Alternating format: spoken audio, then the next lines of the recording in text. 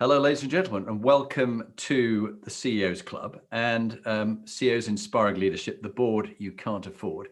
This week, we are discussing about the pandemic, the challenges that the CEOs who are attending have had, the priorities they've given to how they handle it, lessons for the future, how has it disrupted things, the impact on people, the future of office work, and what about sort of big inflation and choke points down the road. So we're just going to let each CEO just introduce themselves, and then once they have introduced themselves, about what first comes to mind about any of these particular topics. So Danny, would you begin and introduce yourself, please? Thanks, Jonathan, and great to join your panel. So I'm CEO at the Foreign and Commonwealth Office Services, and we basically design, build and run government facilities worldwide for the British government and also for foreign governments all around the world.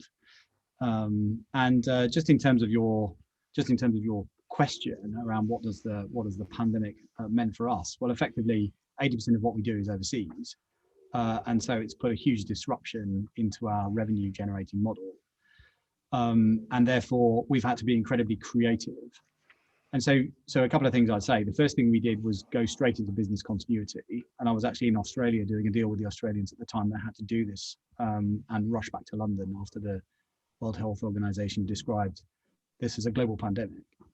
And then pushing the whole organization into business continuity, we then set up a gold, silver command structure where I focused on all of the external complex sort of strategic and stakeholder and financial elements of the business.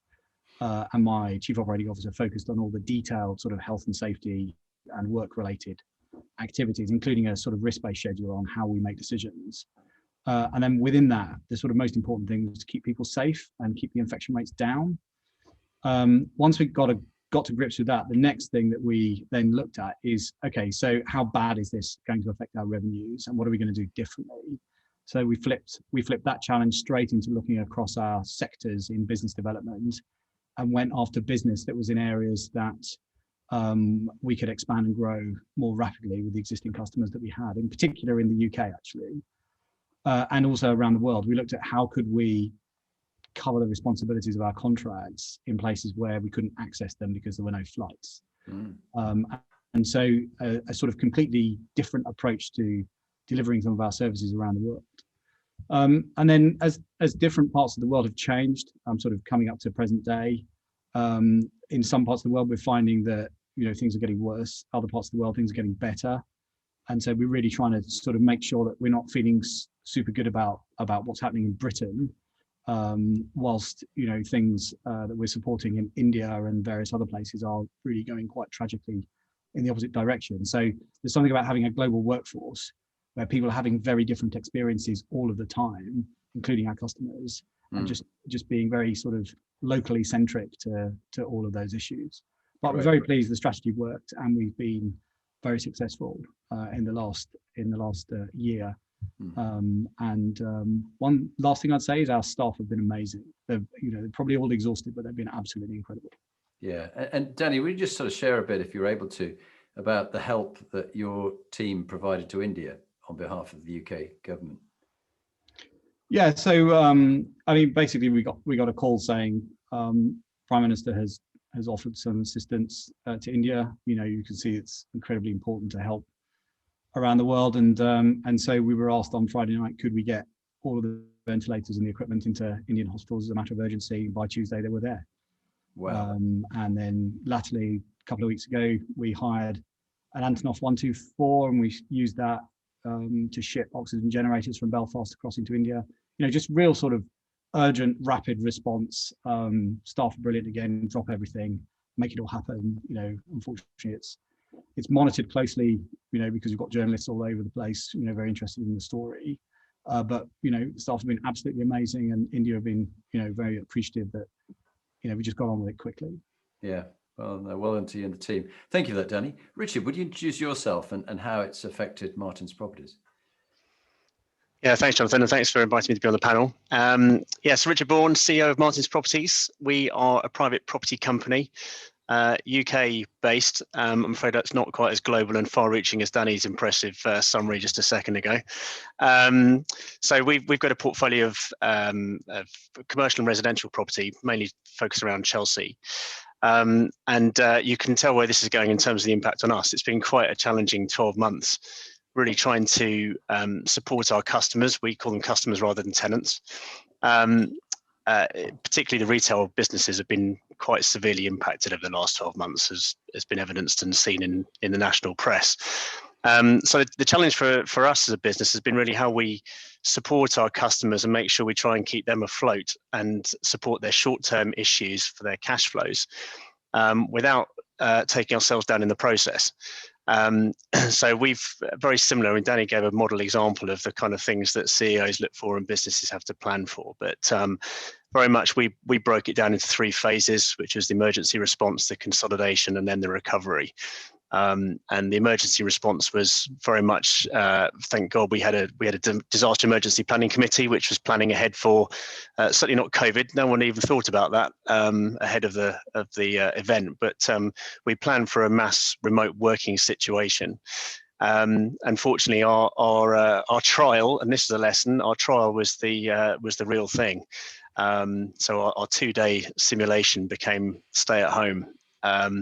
And I'm pleased to say it worked out very well. So, but I probably won't be leaving it quite so close to the bone next time. But yeah, we had to then think really about the financial side of things. So we had to model through various scenarios, and it's very difficult because how do you model out what you think is going to happen? How many customers are going to have issues with their own cash flow situations? How many are going to survive? How many aren't? What do we do with our banks and our own loan to value and ICR covenants? So we just had to kind of produce a range of what we thought was a doomsday scenario up to the point of what we thought was a good situation. And I'm pleased to say we've come out at the end of the 12 months, and I don't think we're through it yet, but at the end of a 12-month period where we've hit our good situation. So, and that's through the team working hard, through being clear and consistent, reforecasting, and actually engaging our customers, because if you engage at the outset and be clear, we've been able to get through, cut to the nub of the issue with each of them and support them. And I'm pleased to say, actually, as a result, we've got all of ours bar 2 still in our portfolio, and hopefully, from what I've seen on the King's Road at the moment, footfall is very good, and from what I hear, turnover is good. So fingers crossed, we can start now looking at the recovery phase. Great, thanks, Richard. And over to Simon Brewer. Simon, a great deal of experience in business, but also runs a fantastic Money Maze podcast. So, Simon, would you introduce yourself and your background, and then perhaps how you've seen it? Because you've interviewed a number of fascinating top figures. What are you picking up, not only from yours, but from what they've said on your podcast? Yeah, Jonathan, thank you very much for asking me. And Richard, I'm sitting here, my house is off the King's Road. So I've just been to Ice Smash on the King's Road and was frustrated by the number of people keeping me waiting, and the traffic was not moving. So it's evidence that something's happening and it's not roadworks. Sadly, that's not one of ours, but anyway. Look, I mean, I'm probably a little unusual in that I have sort of, having spent most of my life at Morgan Stanley, where I ended up as their chief investment officer, I'm plural. So I run this podcasting business. So there's a perspective there. I'm an advisor to Rothschild. So I see sort of various, and I chair a charity. And I guess a couple of things strike me. And we might talk about the UK economy and inflation sort of down the way. But I think that there are businesses where there's a reluctance to return. But in a lot of businesses, the impatience to get back in professional services is palpable. And a pal of mine in assets on the board of Morgan Stanley made the point the other day that they were actively saying, and their slogan was, "We're better when we work together." And whilst this hybrid model is, obviously the current narrative, I suspect that we will fall into something that looks more like working from the office than home for the 60%. And we'll see, does it matter? No, it depends on. I think it does. So I think that I want to jump into the bit about the economy right now, because I think that probably Jonathan will talk about that later on. But from my specific 2 hats, the podcasting hat, which is all what's going on in the world of communications. It's all about content. It's all about access. Tailwinds have been provided probably by what's happened. And you've seen with some of these big media deals, and you've seen with the discussion today about the potential dismemberment of the BBC. There are some sacred icons which have to be reviewed. And I think that the analogy actually by Pete Davis, who is the brilliant lead portfolio manager at Lansdowne, and Brian may be on this, he said to me 2 days ago, he said, really, this should be viewed through the lens of the post-World War II Britain. Yeah. There are extraordinary opportunities, and they have come partly because of Brexit, but mostly because pandemic has forced on, and whether it's whatever the business is, it's either revealed cracks or it's reconfirmed a new operating model is required. And that's extraordinarily exciting and somewhat, and perhaps somewhat terrifying. But there's a flexibility and a malleability that I see in the businesses with which I'm involved that leads me to be extremely encouraged. I'll leave it there. Yeah, Simon, thank you. Fascinating. And we're very lucky to have Sir Peter Wanless, the CEO of the NSPCC. Peter, by way of introduction, just a bit about what the NSPCC does for those very few people who don't know, and then perhaps what your thoughts are about how it's affected you and your amazing charity. Thanks, Jonathan. So yes, Peter Wanless, Chief Executive of the NSPCC. Our charitable purpose is to prevent the cruelty to children, particularly the abuse and neglect of children. We run services. Childline's probably the one that most people are familiar with, but we also work directly with some of the most vulnerable children and families across the country, and we campaign and seek to influence and improve things for all children so that they get the best start in life which they deserve. In terms of the pandemic, I mean, this has been an incredibly challenging time for children and young people, many more of them out of reach, out of sight, out of mind in terms of many of the most important relationships in their lives and people that they could turn to when they had worries or were in need of support. And that's happening at a time when, as a charity that depends over 90% on voluntary donations of one kind or another, we had a whole host of plans which involved people getting out and about and enjoying themselves and coming together and raising money, and all of that had to be invented. So demand's going one way, supply of cash is kind of going the other way. Some of our services have never been locked down. So Childline volunteers and staff were rapidly designated as key workers, and they've been here for children throughout the lockdowns and out the other side. And whereas others of us, myself included, have had to step right back to ensure that they have the physical space to operate in which is safe and secure for them. A number of our ways of working have been reinvented rapidly to enable us to be the best we can for children through this unprecedented period of uncertainty. Like other colleagues on the call, all sorts of issues and challenges and questions around looking after our staff, our volunteers, one another, to be the best we can for children, and fundamentally securing the finances of the organisation so we can keep doing the best we can in this environment. So no shortage of challenges, but in some ways it really has brought out the best in people as well. There's been a really incredible sense of pulling together at vital times, and I've certainly felt a huge sense of responsibility to be there for children when many others weren't able to do so. So a lot of pressure, and now coming out the other side, what are we going to hold on to? What do we need to kind of forget and get back to basics on? Fascinating. Thank you, Peter. That's really, really interesting. And we'll carry on those kind of conversations. Jon Dutton, would you explain, Jon, the role you do and how pandemic's affected you and your priorities? Thanks very much, Jonathan, and thank you very much for the opportunity. So I'm Jon Dutton. I'm the Chief Executive of the Rugby League World Cup 2021. We are staging a major global sporting event in just over 150 days' time, fingers crossed. We're running the men's, women's and wheelchair tournaments together for the first time ever. We have 21 nations coming to play in our tournament, 61 games across 21 venues. So I guess for us, and maybe the point of difference between the other panelists is we're a pop-up company. I've actually been working on this project for 5.5 years, and so we're now within touching of the tournament. So we have a start, we have a middle, and inevitably we have an end. And of course, like all complex projects, we start off with a plan. We're trucking quite nicely. We've lived through Brexit. We've got a very strong political influence. We've got a significant amount of money from Her Majesty's Treasury riding on this tournament. And of course, then into the pandemic, when we were really sort of scaling up, we'd just undertaken our draw at Buckingham Palace, Prince Harry's last ever public engagement, and everything looked pretty good. Pandemic's come, delivered uncertainty, and that's what we've been trying to manage, is to try and predict the future, manage uncertainty, agile. The plan that we had at the start is no longer the plan, and to try and land this with not knowing how we can get people into the country, how we can get people out, the safety and security of those people, how many people we can have in our stadia, and of course then running a business plan across multiple different scenarios.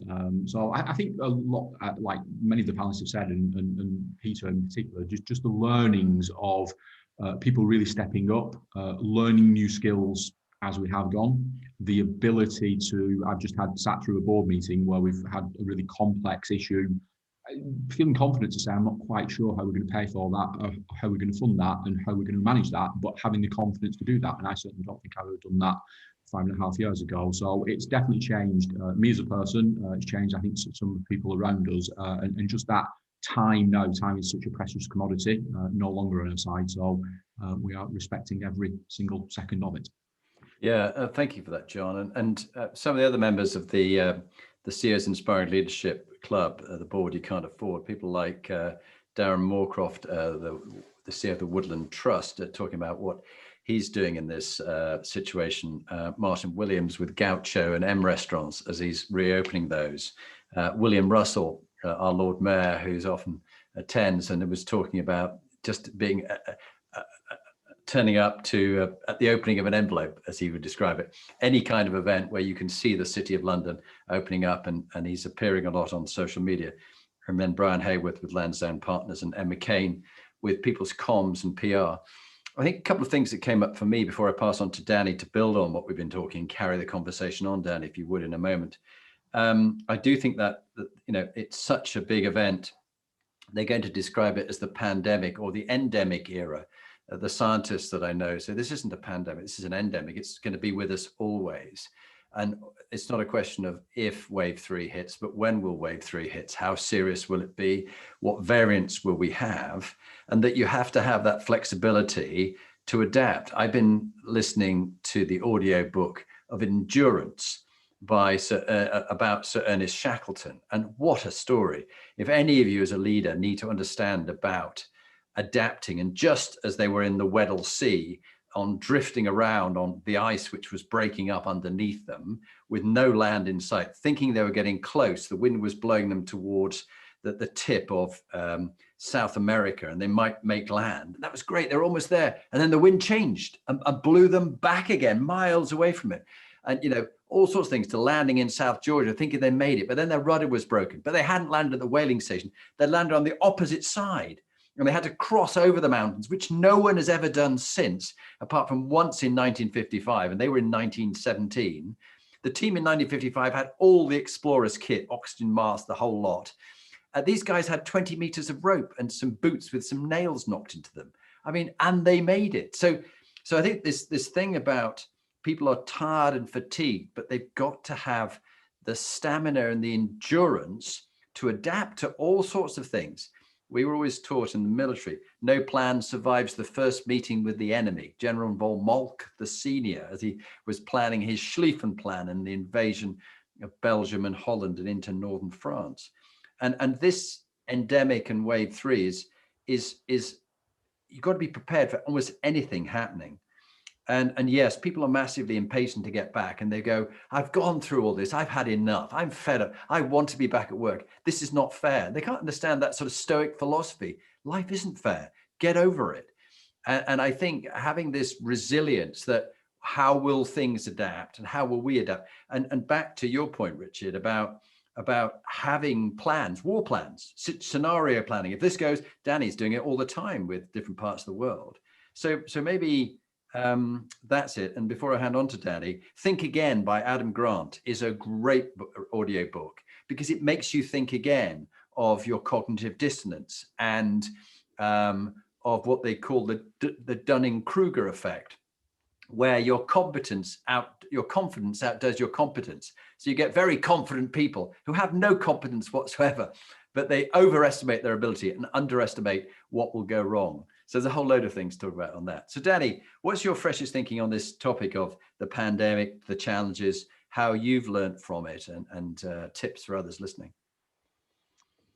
Yeah, well, amongst the esteemed colleagues, it's each of us has a unique challenge in an environment which is different, but we all probably have something in common, which is actually people are expecting us to make decisions around creating a better future. And that takes an awful lot of thinking. And actually, you've got to clear your space in your diary and in your head to do some really good thinking. But also, you've got to do it quickly, and then you've got to act quickly. And I think those are rare combinations in my career where I've actually had to find the time in very short order and make hard decisions, and then win the confidence of the board, many of which think this is going to be over quickly. Now I'm pretty sure that I started with thinking, well, the number one thing I need to do after I've got everybody into a place of safety is make savings. But the first thing that happens when you start cutting is you lose the motivation and energy of your workforce. Because if the only thing they can see is that actually you're just not going to spend any money, you're just going to start cutting and reducing heads and stripping back, really quickly people are unmotivated, and really quickly people start fearing, what does this mean for me in this organization that I joined? And so I got myself really, as soon as I could get out of the reality of how much this would financially affect us, I got myself into the next place of saying, how do I keep people motivated and focused? And so I thought about two things, and there's a lot of research that I did privately on my own in my study and tested a few ideas and got some people working on it. But one of them was in particular that we would grow our way out of the difficulties of COVID-19 and get people focused on the energy of growth and creativity.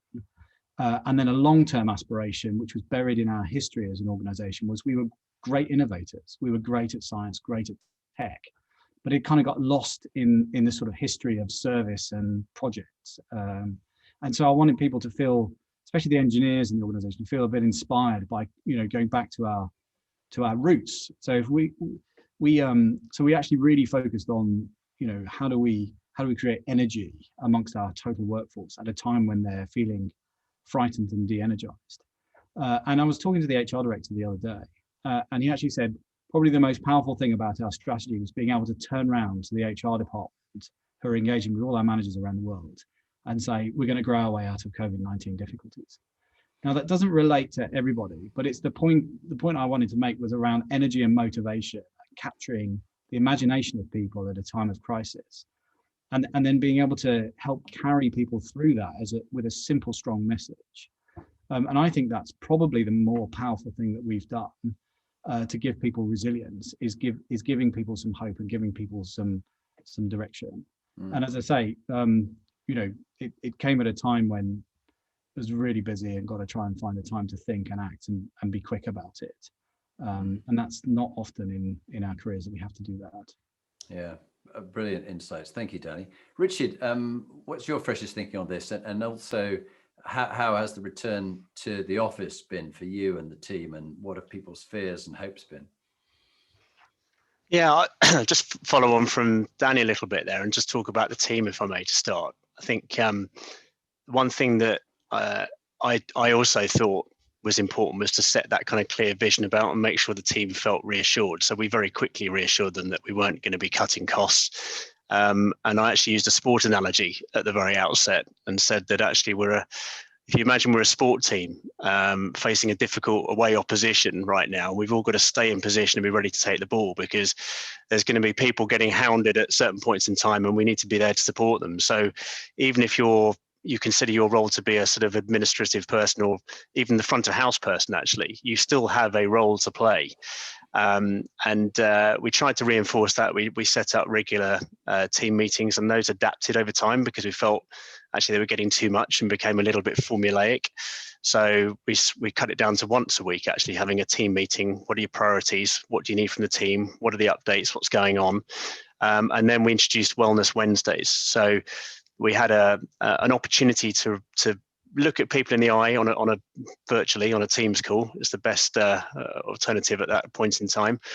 And I was using that as an opportunity to look at body language and see how people were doing, react off that, talk to line managers, make sure they were picking up on people who were what I thought to be struggling. And we introduced newsletters and tips and fun activities and things like that. So what we tried to do was keep take the office to home.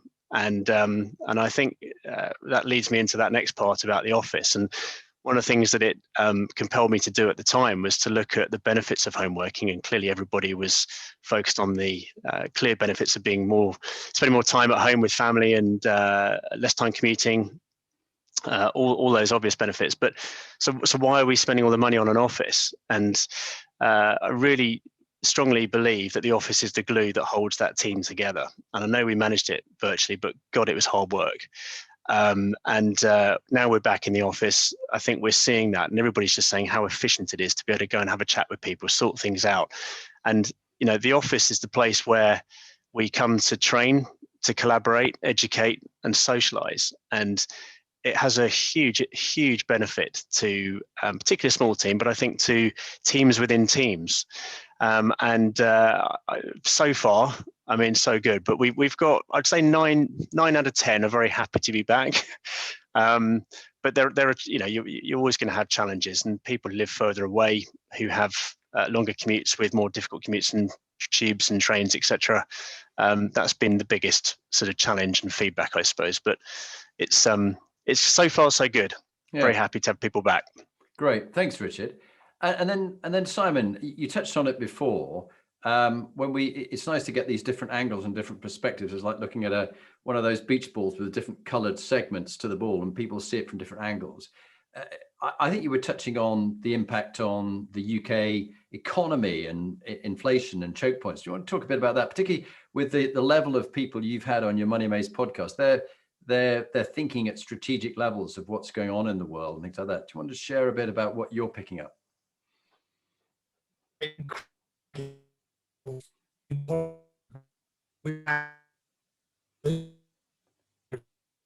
I think Simon, we haven't quite got good reception at the moment. I'll come back to you, Simon, if I may, because it's cut up at the moment. But Peter, would you share a bit more about what you've experienced about the pandemic and some lessons that you're taking into the future? I recognise very much what Danny was saying about energising people and creating a really strong and shared sense of direction. So there is real financial jeopardy when you are a charity that depends on donations, as we do. And people imagine, oh, they've been here 135 years, we don't need to worry about that. And that really isn't the case. So I can't kind of make false promises about us growing to here or there, but we can inspire and energize people. So we had been having a really big conversation inside and outside the organisation about where and how could the NSPCC make its most distinct contribution to preventing the abuse and neglect of children, and have got very excited with many partners about 3 things: that keeping children safe can be everyone's responsibility, and we can all play a part in that; that the online world should be as safe as the offline world, and there are some urgent and immediate things we can do there; and that every child should be able to speak out, be heard and understood. So I am confident we directly and indirectly can make a palpable positive difference to those 3 huge things. So that's something to rally around and encourage people to make a positive difference to. But I think that charities, if I reflect on what I have learned, charities have traded on the brilliance and the heart of their mission. And your comments, Jonathan, about being kind of stoic and just pull your socks up and get on with it. We can exploit people because of the importance of what we're about. And actually, something I have really appreciated through these prolonged kind of lockdowns and kind of dislocations of teams and relationships is that really paying careful, diligent attention to how people are feeling about themselves and one another, so they can give of their best towards the mission, really matters. Yeah. And so like Richard, we have been thinking really hard about wellness and well-being, and offering special kind of opportunities for people to come together and acknowledge and reflect on the very many things they're having to balance in their lives, still with the impact for children absolutely being first, but with more explicit appreciation of what people, whether they are volunteers or whether they are staff, are bringing to the table in their broader lives. So I think that's been a particular lesson, and it's work in progress, and I think we've got lots to learn from one another on that front. Great. Thank you for that, Peter. I'm going to try Simon again, but I know he's keeps freezing and heading out. So Jon, would you perhaps pick up the pace with this your latest thinking on this particular topic? Yeah, sure. I've just been making a few notes as we've gone through the panelists. Starting off with what Danny said about reflection, I found that really important. I've asked my senior leadership team to use some of the tools that are available to find time in the diary to reflect and make sure that we are directing, not doing. And certainly that's been a developing theme as we've gone through the pandemic. I think we very much copied Richard's idea. We call it Wellbeing Wednesday, but having a chance to just stop on Teams and Zoom and the relentless video calls. And actually we made that a video call free afternoon, but we also gave that time back, and we encouraged people to, when they were able, go for a walk with colleagues. When we have been together, we've actually sort of booked the trend. We've recruited all the way through the pandemic, and then we've virtually onboarded through the pandemic. So a lot of my team still haven't yet met each other in person, and sort of goes against what we've tried to do, is building this team and this culture as a physical event that we're ultimately going to deliver, but also encouraging people to do some CPD during Wellbeing Wednesday. Anxiety has been really high. We've got a lot of very young people, got people who live on their own, and the delineation between work and life. So wellbeing is something we've taken incredibly seriously, and a lot of new teammates, some people who we've not really worked with before, and they've obviously been onboarded during that. And we're in now a hybrid ramping up, where we took an office on the 1st of December. We followed the government guidelines. We haven't actually been in the office, but now we've decided because people want to be. I think a lot of what people said, people desire to have that social contact. So we're gently getting people back into the office, and hoping to do that fully before the 21st of June. So lots of different things. There isn't one silver bullet or answer to this, and it goes back to my earlier point. We've learned so much as we have gone. The world has been enormously disrupted. Maybe some of the things we've taken for granted, we will never ever take for granted again, and maybe that will force some really good behaviours.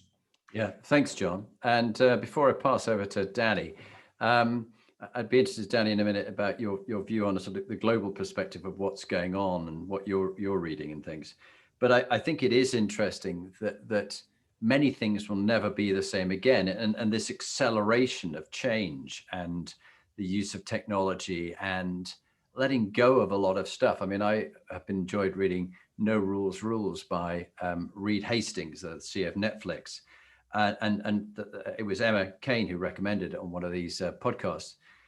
And this idea of much more trust with people you can trust, who are keepers, and more responsibility and decisions made at the lowest possible level, so that the CEOs are decision evaluators with review points, but they're paid to think, not to be busy, and to make, as Danny and I and Peter have talked at times, 3 decisions a year. That's what you're paid for. You've got to work out what the 3 are and make them and get that right. But I do think it's never going to be the same again, and we need to accelerate and prepare for, as one scientist said to me, this is the slowest it will ever be. Today is the slowest it will ever be. And that's pretty scary for some people who are already tired and going, can we just stop the roundabout? I'm tired and I just want a bit of a break. I'm afraid it's not going to be like that, but that's why you need to pace it and see this as a triathlon, not as a sprint or even a marathon, but there are transitions, and no one's going to tell you how many times you're going to have to swim around the lake before you get out and do the cycle route of many laps, before you then go and do the run of many laps, which Richard knows all about, being an extreme event of those kind of events. And then you got to go back in the pool again. So Danny, what's your thought of what this means for the UK? I mean, you've had to look at it from the UK with Brexit and all that goes on. And is the UK out of the woods yet? What's the impact on other countries? Because we are all so interconnected. What's your perspective on this and the pandemic? Well, it's a huge question. I mean, every country's in danger of only sorting itself out. And I think that's probably a real problem for the world, because actually the pandemic is not going to resolve at the rate that every single other country, at the same rate in every country. And at the moment, we're sort of facing the end of globalization if we're not careful. And we all rely on an intercontinental supply chain, an intercontinental lifestyle. Many of us sort of take for granted the fact that our supply chains provide equipment and goods that go into our domestic lives. And those are heavily disrupted. And they're disrupted by a pandemic that doesn't show any real signs right now of going away. So I think what's going to be important, whether you're business leaders or politicians, is just to remember that you're part of something bigger, you're part of something more complex, and we're more intertwined across the world than we've probably ever been at a time when everyone's trying to sort themselves out. And so there is a macro picture that we all, in some ways, need to understand and interpret, and how that affects our teams and our businesses, and even our lives. But also there's a micro picture, because we're all in danger of tomorrow being quite different from today. And I just agree with your sort of insights, Jonathan, that the world is not going to slow down. It's not going to get any easier.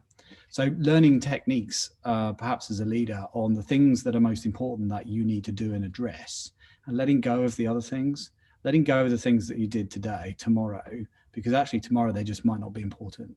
And that probably means for resilience and dynamics. Yeah, very true. And going from that, I'm sure, Richard, you got some points, but I'm interested, Richard, because your fitness and your health is something you've worked hard on. You try and get your people to do the same. What's been your kind of personal routines as a CEO that you've done each day to pace yourself for the long game? For this is going to go on for months and years. How are you looking after your health and well-being? What's your daily routine? I'm not sure I am. I feel knackered. No, I've tried to keep the routine, as you said. I think it's easy to kind of get into a slightly more lazy, get up a bit later, skip the kind of the gym or whatever it's going to be. I used to have a routine which was to get up, run to the gym, do a workout, and then go across the office. And that was my routine every day. And I found that really important for my mental well-being, for my physical health. And it's a chance to have my sort of download space and my sort of charge up time before I got into the office and be prepared. So I've carried on doing that throughout, even being at home. So I've got up at the same time, gone for a run. Haven't actually gone to the gym, but I've tried to do a few press ups and sort of pretend at it, and try and eat healthily. So I've just embarked on another stupid challenge. So I'm doing now, trying to run virtually from Land's End to John O'Groats, which is in the course of a year. So that's 5 kilometers a day, every day for a year. So it's a bit of a stupid thing to do in the midst of a pandemic when there's extra challenge. But I said that to the team, actually, is just make sure you give yourself time, you exercise, get some fresh air. It's really, really important. And if you can, keep that routine. I think we've seen a lot of people changing their habits throughout the week as well as throughout sort of months, and they get exhausted, and they've just talked about how it's quite tiring back in the office. It's another change of routine. And I hasten to add, although the government guidelines are indeed correct that we perhaps shouldn't be in the office, it's on a socially distanced and COVID-safe environment. And the other thing, the sort of, as you say, changes are here to last. And we took a very early decision last year that we'll carry on learning from the working from home. So I've made it clear we're going to carry on working from home 2 days a week, Mondays and Tuesdays, but Wednesdays to Fridays are office days when we can come together collectively as a unit. I think the whole flexible come and go when you want, you don't get the benefits of the office. So yeah, no, that's great advice. And we've got Simon Brewer back. Simon, give us a thumbs up if you can hear us okay. And I'll get Peter to go next with, Peter, I'd be interested particularly because you've served in some fascinating roles in government as well. I don't know, your perspective of what you see going on with the pandemic in this country. I don't know whether it be how it affects your charity and other things like that, but just any insights you've got from the wisdom and experience you've had in many areas of government as well as a civil servant. Oh, I'm long gone from being an expert on commenting on how government works these days. It does. It works. I think we've been well served by the efforts to do some sort of medium-term planning. To create some dates which everyone knows. May the 17th, June the 21st. If this happens, that can happen, all the rest of it. I think in the early days of the pandemic, this kind of every Friday evening getting another version of the guidance out about what you could and couldn't do as an adult working with children and all the rest of it was just bewildering. And it was a kind of false economy, creating an awful lot of work for all sorts of people to produce guidance which was so detailed and arrived at exactly the wrong time that no one had time to read it and everyone felt confused. And for young people, all they could see were adults squabbling with one another about tremendous uncertainty. So I feel like at a big kind of strategic level, we're in a better space to have a bit more intelligent conversation about where we are and what might happen next. And I think in all businesses, that sort of sense of having something, a context to plan within works well. I was hoping that Richard is raising some money for a good cause on the back of that incredibly grueling regime that you put. He does a lot yourself through, because fundraising and the impact that will have on the economic environment is something I am thinking about a lot. People have been extraordinarily generous and creative and inventive short term to support organisations like ours, and with some of that generosity has come extra activity short term as well. So it's helped us be here for children, but it doesn't help you plan what you're going to be doing 2, 3, 4 years out into the future. So one of the big challenges, I think, for organizations like ourselves is how to encourage and enable and discover ways in which people can give on a regular, predictable basis to help us plan regular and predictable services for regular and predictable needs which children and young people will have. And that kind of medium-term frame of government planning is going to be helpful in a context in which I think increasingly people are very much more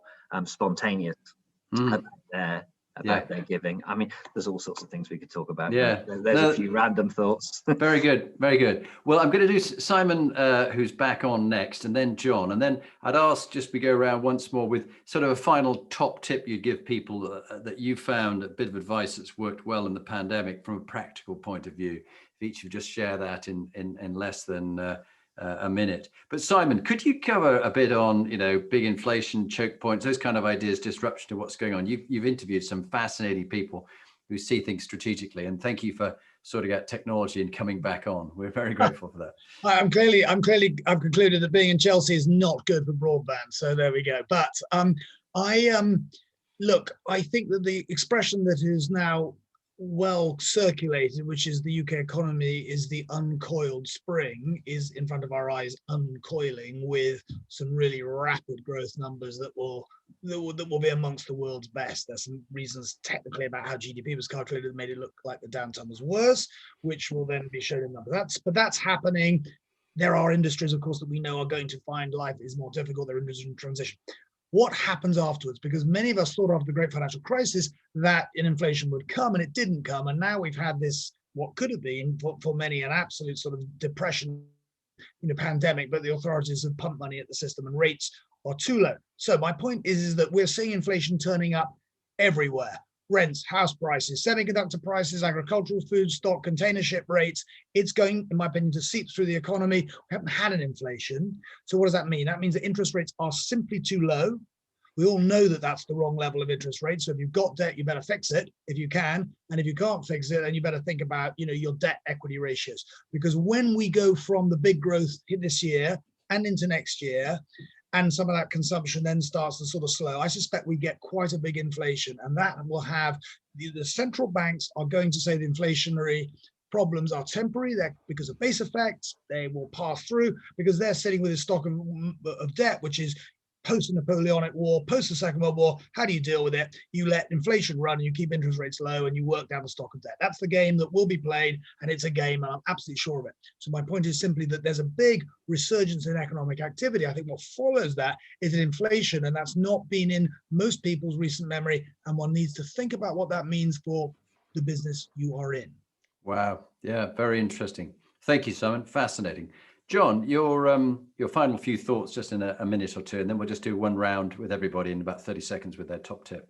Yeah, thanks, Jonathan. Maybe to start off where you posed a question about some of the acceleration of change. So if we think about sport, entertainment, how we have consumed that was changing significantly before the pandemic. I believe the pandemic will massively accelerate that change.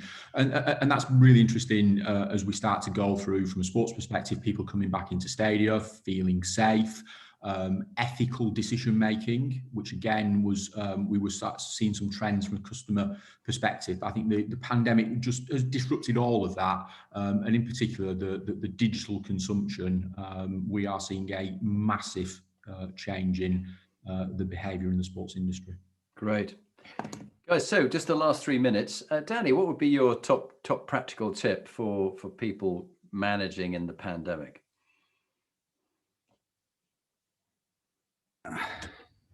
Strategy wise, create, don't wait. Create. Speed is essential. Don't dither. Yeah. Speed. Yeah. Secondly, I've encouraged all my managers during a time of great pressure on staff to be kind, right? Yeah. Rather than demand 100% all the time, if 80% is good enough, give people a bit of a break. 80% is fine, accept 80%. If you need 100%, tell them it's 100%. Yeah. And then I think the third thing is, just enjoy this time actually with your family, because it's a rare treat. I'm enjoying having dinner with my family most evenings. It's been a privilege to get to know my kids much better. Before I'd get in very late, and for a week in every month I'm somewhere in the world, and I've just had this unique year where I've really got to know my family, and I've loved it. Yeah, thanks, Danny. Richard, what would be your top tip? I think make sure you've got a good team around you within the business and externally, and learn to delegate. You can't manage everything yourself. And I think these things do end. So the pessimist sees difficulty in every opportunity, but the optimist sees opportunity in every difficulty. And I think we're in a phase now where it's finding out what the pace of change means and where the opportunities lie. Great, thank you. So Peter Wallace, what would be your top tip? I think trust, building and sustaining trust really matters. We've always had home workers, and I remember a blog that one of our home workers wrote pre-pandemic about how she felt guilty about nipping out to hang the washing on the line during the day, which is kind of ludicrous because now all of us are hanging our washing up at particular moments and taking breaks between video meetings and all the rest of it. So it doesn't matter so long as the job gets done. And my reflection, I am increasingly appreciative of my chair of governors and the board, who haven't got involved in all sorts of incredibly complicated but difficult operational details about which staff are working where and when and all of that kind of stuff. They need to know that we are helping children and keeping the show on the road and raising enough money. And so, yeah, concentrate on the big stuff and trust and enable your people to look after the rest. Brilliant. Great advice. Thanks, Peter. Simon, what would be your top tip you'd leave people with? I think for businesses, think big. You know, there's a whole shifting landscape that creates terrific opportunity. And we always ask our guests, and we've had this incredible array of guests, and we always ask them about the youth. So the 2 top tips that keep on coming back for youth, which resonate, and I've got 3 children, you know, who may not listen to me, but I'm going to try to get them to listen. Number 1, be courageous. And number 2, follow your passion. Yeah, great. Thank you very much for that, Simon. Jon? I think from a team perspective, looking out for each other and looking after each other. I think from a business perspective, right here, right now, pragmatism and prioritisation. Yeah. And thank you, guys. I just want to say on behalf of all of us, really appreciate the insights. And my top tip that I'll leave us with is work is an activity. It's not a time or a place. So when you say you're working, make sure you get it balanced around all the things that matter to you. Because as I face into my brother who is terminally ill and dying of cancer in the next few months, you get things in priority in the right perspective. So let's make sure we keep things in perspective and we look after, as Danny said, our families and our loved ones, because they're the most important things at the end of the day. Thank you so much for your time. I look forward to you joining us next month. Thanks, guys. Bye for now.